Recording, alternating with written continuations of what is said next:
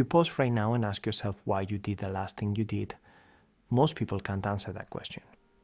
That's because most people aren't thinking, they're reacting.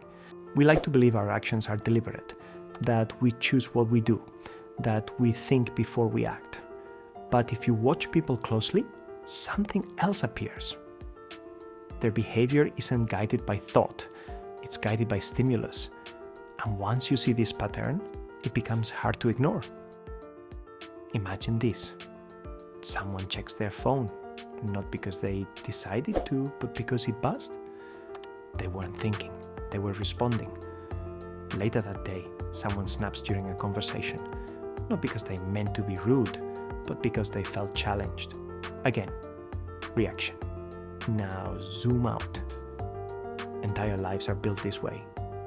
People choose careers because of pressure, relationships because of fear, opinions because of repetition. Not thought, reaction. Thinking requires friction. Reaction doesn't. Reaction is fast, automatic, comfortable. Thinking is slow, uncomfortable, and often inconvenient. So, the mind defaults to reaction whenever it can. This is why people repeat habits they claim to hate, why they say things they later regret, why they feel out of control. They are not deciding, they are responding. The most interesting part is this. People don't notice they're reacting because reaction feels like thinking. It uses familiar language, familiar emotions, familiar justifications.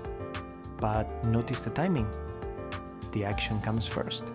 The explanation comes later. That's not thought, that's rationalization. There is one moment where reaction stops. It's not intelligence, it's not motivation, it's pause. A small gap between stimulus and response. Most people never create that gap, and without it, there is no thinking, only repetition. This isn't a moral failure, it's a pattern. And like most patterns, it runs unnoticed until it's observed. Most people are reacting, not thinking. The difference is not obvious, but it changes everything.